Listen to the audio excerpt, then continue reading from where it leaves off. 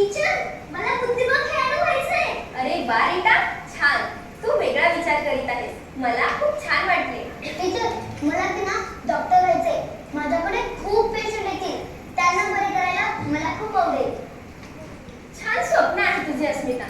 आणि मुकुंदा, तुला काय व्हायचंय? टीचर, मला की नाही क्रिकेटर व्हायचंय, विराट कोहली सारखं. छान. काय आवडतं तुला, बॅटिंग की बॉलिंग? टीचर, मला ना दोन्ही आवडतात.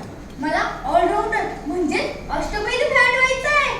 अरे वा, तुला अष्टपैलू हा शब्द ठाऊक आहे की? ऐकून खूप छान वाटले. टीचर, मला ना अंतराळवीर व्हायचे आहे. मला वेगवेगळ्या ग्रहांवर जायचे आहे. किती सुंदर स्वप्न आणि कल्पना आहे तुझी. तुला अंतराळवीर का व्हायचंय ते आम्हाला सांगशील का? टीचर, अंतराळवीर पृथ्वीच्या बाहेर कुठेही जाऊ शकतो. मला ग्रह तारे खूप आवडतात, म्हणून मी अंतराळवीर बनणार आहे. म्हणजेच मला वेगवेगळ्या ग्रहांवर जाता येईल आणि तारे पण पाहायला मिळतील. अरे राहुल, तुझेही स्वप्न छान आहे. तू कधी प्लॅनेटोरियम पाहिले आहे का? हो टीचर, मी खूप वेळा नेहरू प्लॅनेटोरियमला गेलो आहे. कधी कधी आई बाबा अंधाऱ्या रात्री एखाद्या खेडेगावात आकाश निरीक्षणासाठी सुद्धा घेऊन जातात. आणि टीचर, मी आकाशगंगा सुद्धा पाहिली आहे. टीचर, मी सुद्धा आकाशगंगा पाहिली आहे. किती छान दिसते ना त्या आकाशात. शिल्पा मॅडम, आपली मुले किती नशीबवान आहेत ना. मुलांनो, याचा फायदा करूया. राहुल, मला सांग की अंतराळात सर्वप्रथम कोण गेलं होतं, माहित आहे का तुला? हो टीचर, रशियन अंतराळवीर युरी गागारिन हे सन 1957 मध्ये सर्वात प्रथम व्हॉस्टॉक 1 या यानातून अंतराळात गेले होते. खूप छान राहुल. टीचर, अमेरिकेचे 3 अंतराळवीर नील आर्मस्ट्रॉंग, एल्विन आल्ड्रिन आणि मायकल कॉलिन्स अपोलो 11 या यानातून चंद्रमोहनात सहभागी झाले होते. आणि 20 जुलै 1969 या दिवशी नील आर्मस्ट्रॉंग व एल्विन आल्ड्रिन चंद्रावर उतरले होते. चंद्राच्या पृष्ठभागावर ते काही वेळ चांगले पण होते. मी पण ही डॉक्युमेंटरी पाहिली आहे. टीचर, मला सुद्धा चंद्रावर जायचंय. तिथे क्रिकेट खेळायचंय. रीताने सांगितले की चंद्रावर उतरलेली अंतराळवीर तिथे चालले होते. अंतराळात गेल्यावर आपण चालू शकतो का? अंतराळात माणूस तरंगतो. अंतराळ म्हणजे एक पोकळी आहे, कारण तिथे गुरुत्वाकर्षण नसते. आपण पृथ्वीवर किती उंच उडी मारली तरी जमिनीवरच येतो, कारण पृथ्वीवर गुरुत्वाकर्षण असते.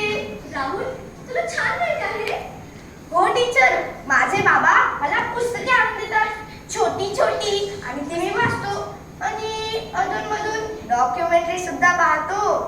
पृथ्वीवर जर का माझे वजन 36 किलो असेल तर ते चंद्रावर फक्त 6 किलो राहील, कारण चंद्राचे गुरुत्वबल हे पृथ्वीच्या गुरुत्वबलापेक्षा 1/6 एवढेच आहे.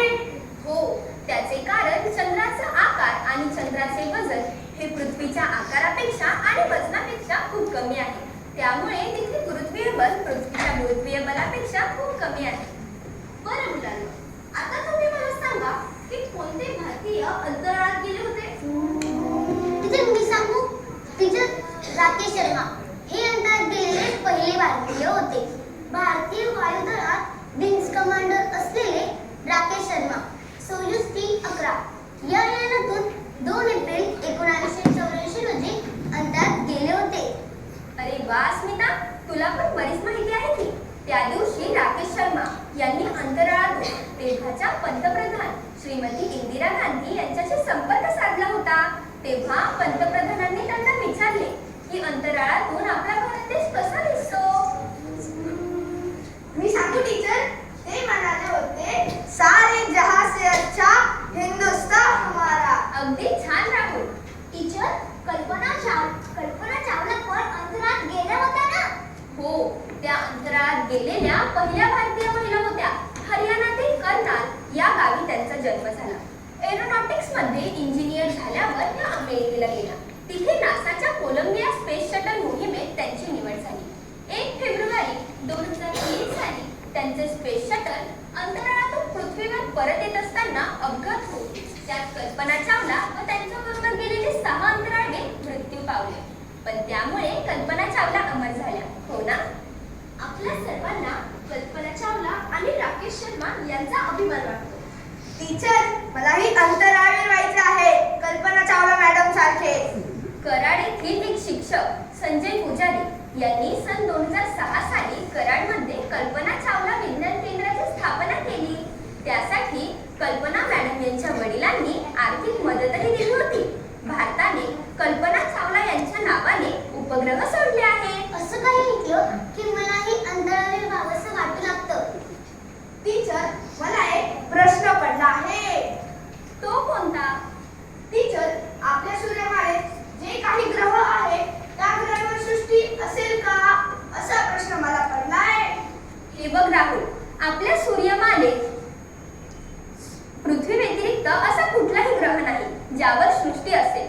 त्याचे मुख्य कारण म्हणजे पृथ्वीवर द्रवलित पाणी, पुरेसा ऑक्सिजन आहे. ते इतर कुठल्याही ग्रहावर नाही. इतर ग्रह खूपच थंड आहेत किंवा खूपच उष्ण आहेत. त्यामुळे तिथे सजीव सृष्टी असणे जवळपास अशक्यच आहे. पण टीचर, मला अजून एक प्रश्न पडला आहे. कोणता राहुल? टीचर, आपल्या सूर्यमालेतील शनी ग्रह, या शनी ग्रहाला कधी का असते, हाही प्रश्न मला पडलाय. हे बघ राहुल, शनीच्या प्रचंड गुरुत्वाकर्षणामुळे त्याच्याजवळ आलेल्या खडकाचे व बर्फाचे तुकडे झाले. हे बर्फाचे आणि खडकाचे लाखो तुकडे रोज लिमिट नावाच्या एका मर्यादेत असल्यामुळे ते एकत्र न येता कड्यांच्या स्वरूपात शनीभोवती फिरू लागले आणि म्हणूनच आपल्या शनी ग्रहाला कड्या आहेत. समजलं तुला? धन्यवाद टीचर, तुमच्यामुळे माझ्या दोन्ही शंका दूर झाल्या. डॉक्टर जयंत नारळीकर या पुण्यातील शास्त्रज्ञांनी सुद्धा त्यावर खूप छान पुस्तकं लिहिली आहेत. म्हणून ती तुम्ही वाचायला सुरुवात करा. आवडते तुम्हाला. तुमच्या सुदैवाने आता या विषयावरील छान छान डॉक्युमेंटरी YouTube चॅनलवर किंवा डिस्कवरी नॅशनल जिओग्राफिक्स अशा चॅनलवर उपलब्ध आहेत. जर तुम्हाला हवे असेल तर आपण आठवड्यातून एकदा एक डॉक्युमेंटरी बघत जाऊ. हो टीचर, आम्हाला नक्कीच आवडेल. आपण त्याची सुरुवात विज्ञान दिनापासून म्हणजेच आजपासून करूया का टीचर? मलाही आवडेल टीचर. टीचर, माझ्या बाबांनी मला एक छोटे प्लॅनेटोरियम घेऊन दिले आहे. त्यात मी रात्री भिंतीवर आणि छतांवर विविध नक्षत्र बघतो. ते बघता बघता मला कधी झोप लागते हेच समजत नाही. टीचर, मी आज माझे मिनी प्लॅनेटोरियम आणले आहे. मी दाखवू का तुम्हाला? हो ना, दाखवा ना. हे तुम्ही मला सगळी मदत करा. हो हो. अरे ऐक ना, ते दिसते कसे रे? मी तुम्हाला दाखवतो.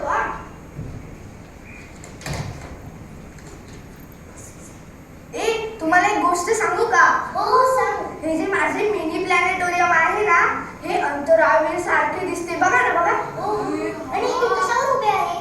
हे चंद्रावर उभे आहे. आणि हे मागं काय आहे रे? याला ऑक्सिजन बॅग म्हणतात. अंतराळात ऑक्सिजन बॅगने ऑक्सिजन मिळतं. आपण जसे साधे कपडे घालतो हे तसे कपडे काम घालत नाही. ते तर स्पेशल सूट असेल, मला नाही माहित. मी लाईट बंद करू का? हो कर.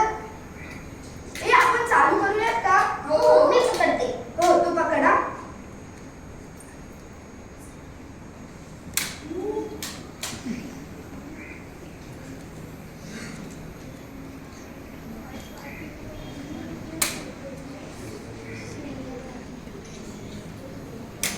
किती छान आहे रे ते. तो हे पृथ्वी ना? हो. किती छान आहे ना? हे तारे किती आहे? मोजता मोजता जीवन संपून जाईल. पण हे तारे काही मोजता यायचे नाही. वाव. हे बघा, आकाशगंगा. हो मला तर असं वाटतंय मी अंतराळावर चालेल. काय रे, तुला किती भारी झोप येत असेल ना हे बघता बघता? हो. अरे तुला सांगू का, मला कळतच नाही मी कधी झोपून जातो. मुकुंद तुझं पण असंच आहे ना रे? हो. आमचं नाही बाबा, आम्हाला पण आता घ्यावं लागेल. हे पाहून आता मनात इतकी इच्छा झाली ना घ्यायची, काय सांगू तुम्हाला. मी पण आज बाबांना सांगते घ्यायला. घेऊन दिलं नाही ना तर मी हे अभ्यास करेन. नवग्रह सारखंच आहे ना हे पण? हो. ते तारे बघ ना, छोटे आहेत. नेपच्यून. हो ते तारे छोटे आहेत, मोठे आहेत आणि ते गोल पण फिरतायत बघा. किती छान दिसतंय ना. मला तर खूप आवडलं. आमच्याकडे नाही तर कधी आई वडील घेऊन देतील त्यांनाच माहिती. ए, तुम्हाला एक सांगू का? काय? मला हे माझ्या मम्मीनी तिला गिफ्ट केलंय. तुझी मम्मी किती चांगली आहे. आम्हाला काय असं देतच नाही. आता त्याच्यात पण माझी चुकी का? अरे तुझी चुकी नाही रे, आमच्या मम्मी पप्पाची चुकी ना त्यात. जाऊ दे. आवडते ना तुम्हाला? हो. सुंदरी ना ते. आता जितकं पाहून घ्यायचं तितकं पाहून घेतो. घरी जाऊन आई वडील घेऊन देतील की नाही माहित नाही.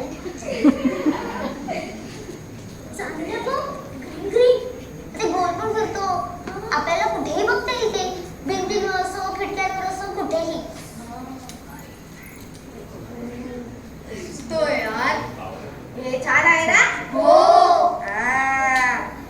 हे आवडलं ना तुम्हाला? हो. आता मी ठेवतो हा. हो चालेल. मी माझ्या बाबांना घ्यायलाच लागेल आणि मला घेऊन दिलं नाही ना मी हट्टच करेन. मी रडायलाच लागेल. ते सर्व सोडा. तुम्हाला नक्की आवडलं का? हो आवडलं. खूप छान मुलांना. आता मी काय सांगते त्याच्याकडे नीट लक्ष द्या. तुम्ही सर्वच खूप छान स्वप्न पाहत आहात. तुमच्यातूनच उद्याची कल्पना आणि राकेश घडणार आहे.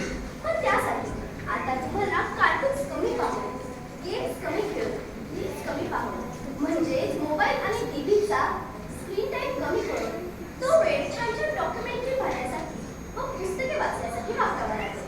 म्हणजे तुम्हाला अजून स्फूर्ती येईल. धन्यवाद टीचर. आम्ही